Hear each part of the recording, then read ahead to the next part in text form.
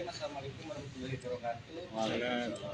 Selamat sore rekan-rekan yang sudah ikut kumpul terus setia mengikuti kami dari tanggal 15 dari mulai persiapan acara sampai acara selesai kemarin. Ucapan terima kasih banyak. Yang pertama mungkin saya beserta ini mengucapkan bela sungkawa untuk keluarga yang ditinggalkan, untuk ayah yang meninggalkan anak-anaknya, untuk anak yang meninggalkan orang tuanya, untuk ibu yang meninggalkan anak beserta suami. Berat rasanya memang melihat situasi yang kemarin yang terjadi.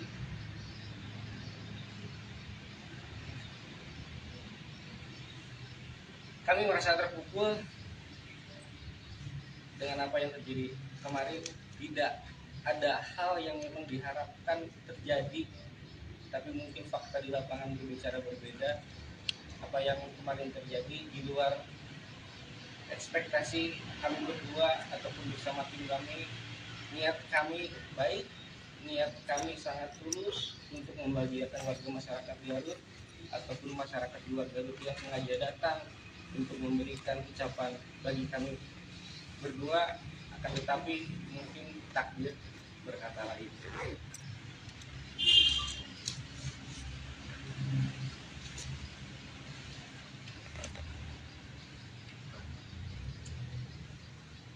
Kami berdua mengikuti prosedur hukum yang hari ini sedang mulai berjalan. Tadi malam sudah dilakukan pemeriksaan oleh Polres Garut dan juga disaksikan langsung oleh Kapolda Jawa Barat mengenai apa yang sebenarnya terjadi di lapangan. Dilanjut lagi hari ini masih terus didalami proses-proses yang memang mungkin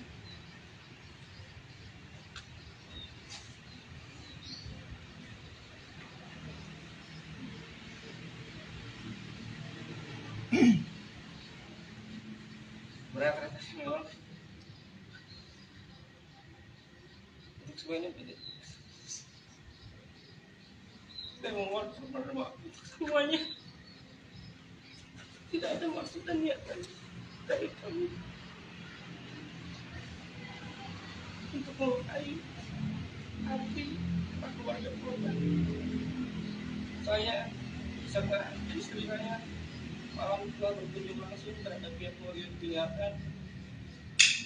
Dua yang kami sambangi bersama kebetulan ketika berjalan untuk keluarga yang ada di Sukawani, istri saya sudah drop dan tidak kuat, lalu saya pulangkan dulu ke rumah.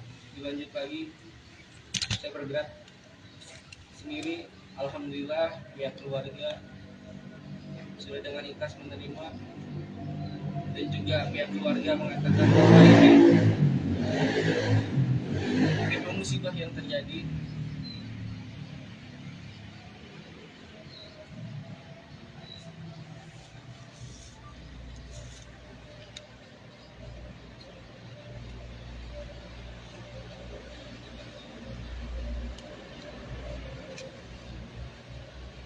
Secara niatan memang ada yang mengatakan makan gratis dan segala macam. Padahal niatan kami bukan untuk makan gratis, bukan untuk memberikan hal yang cuma-cuma. Cuma niat kami hanya ketika warga sudah mulai berkumpul di pada siang hari menunggu acara kegiatan untuk malam, untuk hiburan yang diadakan oleh orang tua kami. Saya berpikir daripada warga cuma hanya menunggu berdiri dan juga makanan masih banyak, ya sudahlah, kita berikan saja ke semua warga yang menunggu. Akan tetapi entah dan bagaimana kecewaan itu bisa terjadi, karena dalam konsep saya bersama istri itu dilakukan secara terbuka, tanpa ada penutupan, tanpa ada penyekatan, tanpa ada pengumuman. Jikalau memang rekan-rekan melihat ada flyer yang memang bertuliskan Balakai Serakan di jam 13.00 jam 1 siang, itu bukan untuk kegiatan tersebut. Akan tetapi sebelumnya rekan-rekan UMKM, kebetulan istri saya memang fokus konsep terhadap UMKM rekan-rekan meminta agar diadakan lapak-lapak untuk Car Free Night. Maka dari itu ditulislah bala kecerakan. Bala kecerakan itu yang artinya bukan untuk makan gratis. Makan gratis itu yang saya ketahui terciptanya baru setelah jam 1 siang setelah Jumatan, baru ramai dimulai di media sosial adanya bala kecerakan. Makan gratis bukan bala kecerakan. Bala kecerakan itu artinya untuk para pengunjung agar bisa menikmati makanan-makanan UMKM disiapkan, itu yang berjudul bala kecerakan. Makan gratis tercipta, saya pun entah dari mulut siapa, tercipta makan gratis itu setelah jam 1 siang. Saya posisi setelah Jumatan buka YouTube, lalu ada thumbnail yang berjudul makan gratis. Itu yang sedang saya dalami. Saya pun sudah berkoordinasi dan sudah mendalami beberapa pihak dari mana mulainya ini ada kesan makan gratis. Untuk makanan yang tergelar itu murni hanya untuk masyarakat yang memang sambil menunggu, lalu dipersilahkan makan tanpa ada penutupan, tanpa ada penghalangan. Kebetulan di situ banyak yang petugas yang berjaga. Ya itu memang untuk itu. Daripada makanan terbuang sia-sia, daripada makanan entah kemana terbuangnya, ya lebih baik kita sajikan saja. Mungkin soal kami akan ditambahkan oleh istri saya. Bismillahirrahmanirrahim. Assalamualaikum warahmatullahi wabarakatuh. Sekali lagi dari lubuk hati yang paling dalam, saya mengucapkan turut belasungkawa untuk insiden musibah yang terjadi tepat 2 hari setelah hari yang saya tandai hari paling bahagia di hidup saya. Sebuah pukulan yang luar biasa saya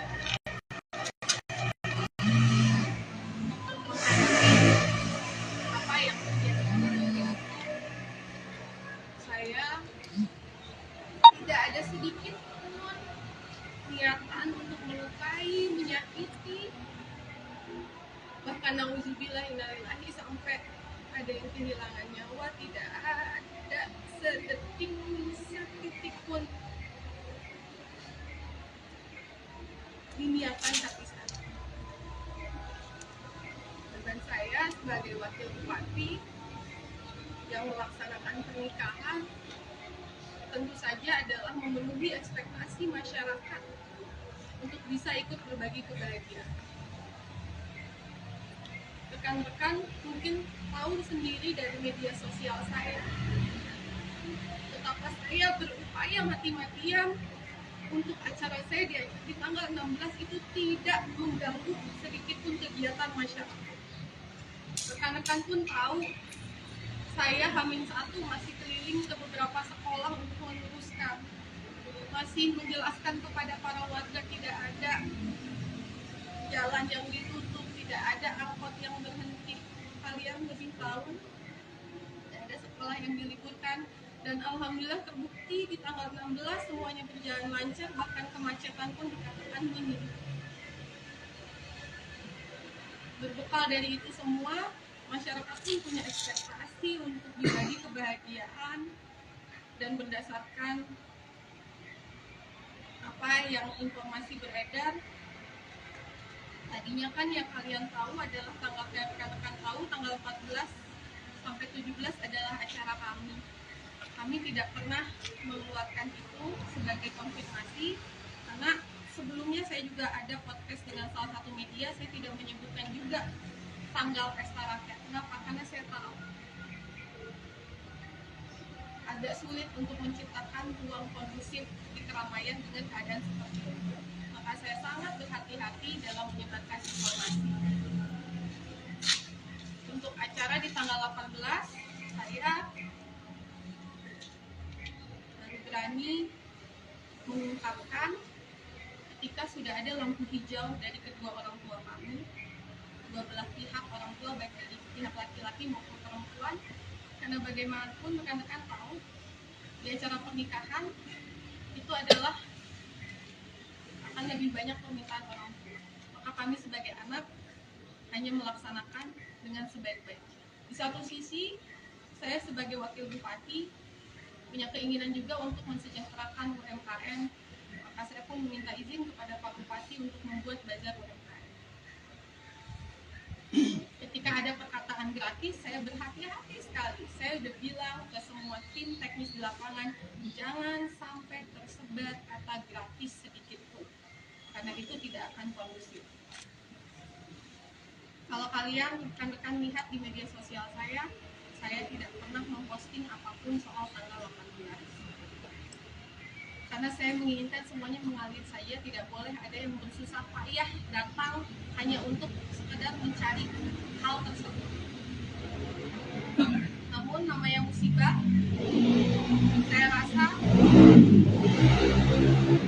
rasa tidak bijak jika kita fokus mencari siapa kambing hitam. Bukan maksud dan tujuan kita hari ini untuk mencari siapa yang salah, tapi tentang bagaimana saya dan suami saya selaku pemangku hajat bertanggung jawab, terutama terhadap korban, keluarga korban yang ditinggalkan. Seperti yang sudah dijelaskan, saya sudah menghubungi bertajia dan sudah memberikan bantuan yang saya rasa nominal tidak akan cukup untuk mengganti kehilangan, namun kami akan bersedia membersamai keluarga korban, membersamai selama mereka melalui masa-masa sulit. Dan selanjutnya, untuk apa yang terjadi yang menyebabkan musibah ini terjadi, saya sepenuhnya menyerahkan kepada pihak yang berwenang, yang berkewajiban, dan saya siap bertanggung jawab penuh. Jadi kalau ada prosedur-prosedur yang saya harus jalani, saya siap menjalani, saya siap bertanggung jawab. Karena selaku panitia, selaku pemangku hajat, kami sudah mempersiapkan yang terbaik. Namun kalau takdir sudah berkata, maka kami harus hadapi dan kami harus menerima dengan penuh tanggung jawab. Sekali lagi, saya menyampaikan rasa duka yang mendalam dan saya siap membersamai keluarga korban melalui masa-masa sulit.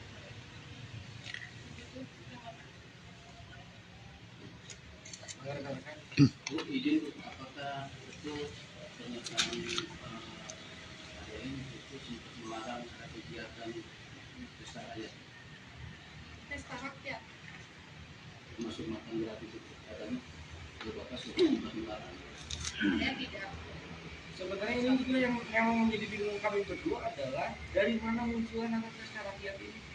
Tapi mungkin rekan-rekan bisa melihat sendiri dari media sosial, statement itu pertama kali muncul dari saya. Jejak digital mudah. Karena yang ada kami itu membuat itu adalah hiburan rakyat. Artian hiburan dan pesta itu kan sangat berbeda secara konotasi kata. Bahwa hiburan itu bagaimana kita bisa menghibur masyarakat, kalau pesta itu konotasinya berbeda daripada kata hiburan. Tapi di sini ada yang lihat podcast saya Hamil 1 dengan Tribun, saya bilang ya bukan pesta rakyat sih, keluar dari mulut saya. Tapi itu kan sempat dirapatkan Bu, ada laporan berita. Itulah yang saya bingung. Itu rapat siapa, notulensi siapa, tersebarnya kok bisa. Saya jujur demi Allah baru melihat notulensi itu ketika kejadian. Ada staf saya bilang, Bu, ini orang nggak diumumin juga, sudah tahu dari notulensi itu. Dan juga harus kita tahu rekan-rekan, setiap progres yang akan dilakukan ketika hari pernikahan, semua meeting yang dilakukan, saya beserta istri saya selalu hadir. Karena saya ingin memberikan pelayanan yang terbaik. Itu entah dari mana datangnya, tiba-tiba ada rapat yang berjalan dan juga ada notulensi yang beredar. Dan yang mengedarkan, Jujur kami berdua tidak mengetahui akan rapat yang terjadi. Ya mungkin kalau berkaca dari kejadian sebelumnya, notulensi kami yang untuk pernikahan bocor yang ada katanya Pak Presiden mau datang, itu menjadi pelajaran besar bagi kami, sehingga kami sangat berhati-hati soal notulensi. Tapi kemudian terjadi lagi kan dari apa notulensi yang tersebar, kemudian pada hari-hanya tidak betul kan? Ya. Karena kami berupaya semaksimal mungkin menghindari. Tapi yang kemarin kami kecolongan, kami tidak tahu sama sekali mungkin karena gap waktu yang begitu singkat. Dan kami juga fokus pada acara pernikahan, jadi itu lost sekali. Ini kan rangkaian pernikahan ini kan artinya terorganisir ya, ada berorganisir dan dikelola begitu. Nah, tapi kenapa bisa sampai pengawasan begitu ketika terjadi hal itu? Apa dari tingkat koordinasinya seperti apa? Hal ini yang saya serahkan sepenuhnya kepada pihak kepolisian. Saya juga tidak mau jadi statement dari saya cukup hanya untuk apa yang akan kami lakukan kepada korban. Kalau secara teknis saya serahkan 100% karena pun Bapak harus ketahui kami berdua mulai dari hari pernikahan menarik diri. Jadi kami hanya mengontrol terakhir dan menanyakan apakah semuanya aman selesai. Kalau tadi diperiksa sama Polres gimana aja tuh pertanyaan? Kalau Pertemuan itu WO yang yang berangkat diperiksa oleh Polres. Oh, bukan Pak Anau. Bukan saya. kita hanya menyatakan kesediaan untuk jikalau ada prosedur kami siap sepenuhnya untuk menghadapi. Mungkin diperiksa IO aja. Kalau yang berita acara di pendopo dan di mana? Jadi gini, setelah saya Jumatan, saya buka YouTube. Ketika memang melihat tanda-tanda kecelakaan, langsung saya berangkat ke sana. Dengan berangkat ke sana, saya pun pihak-pihak yang ada di situ, semuanya saya omongin kok bisa terjadi seperti ini. Langsung saya ambil keputusan, semua itu ditutup. Jadi yang membuka saya nggak tahu. Yang saya membuka tidak. kita tidak tahu, yang bagaimana Tapi itu juga begini. tidak tahu. Yang Memang. cuman pada intinya adalah ketika saya melihat itu chaos, saya langsung berangkat ke sana. Lalu saya tutup. Jadi acara sebenarnya pada saat itu apa sih? Betul. Jadi acara yang sebenarnya ada tadi yang dibilang kami punya sisa makanan, bukan sisa makanan artinya porsi makanan yang belum keluar. Dan kami ingin masyarakat kalaupun ada yang mau makan silahkan datang, tapi tidak diumumkan. Ada perkataan saya, jangan diumumkan, ini bisa bahaya. Jangan diumumkan karena menindaklanjuti informasi dari masyarakat, oh makan gratis gitu ya. Itu saya tidak pernah mengkonfirmasi itu. Saya tidak pernah mengumumkan. Kalau boleh cari di media sosial saya tidak pernah mengumumkan.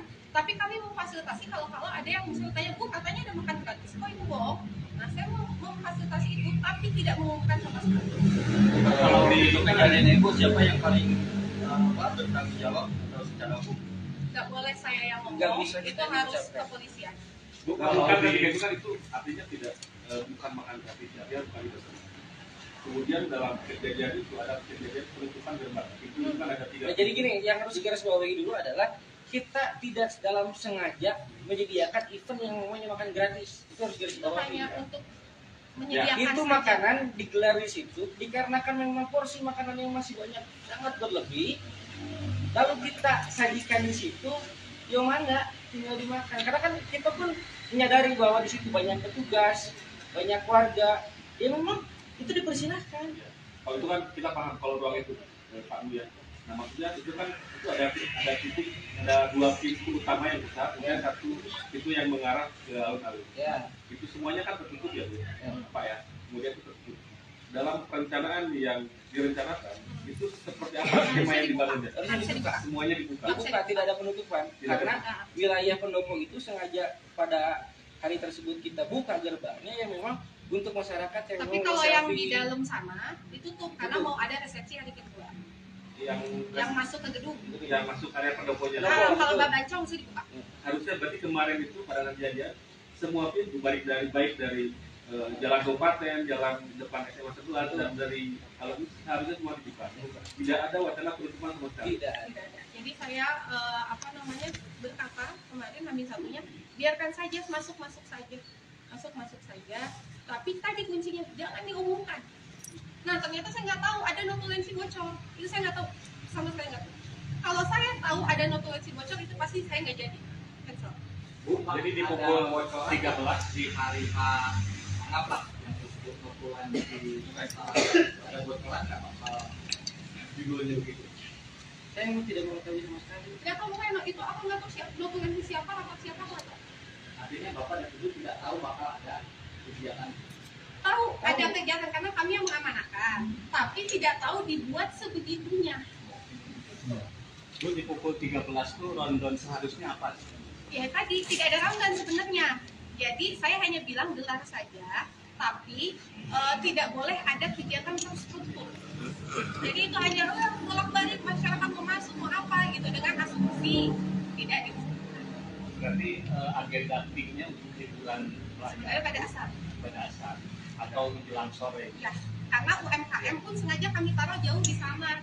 Jadi asumsinya begini, orang terpaku pada jalan Ahmad Yani saja, tidak melihat Babancong. Babancong itu yang tahu-tahu aja, maksud saya begitu. Berarti iklan yang disebar di masyarakat, iklan yang ada foto Pak Dede, foto Ibu, foto Bapak, itu bukan mengatasnamakan Ibu dan Bapak, dan Ibu Bapak nggak tahu gitu. Kalau itu saya tahu, cuman ada, saya periksa. Saya bilang ini di caption tidak boleh ada kata gratis satu pun, tidak boleh ada pesan. Coba di dalam saja diperiksa.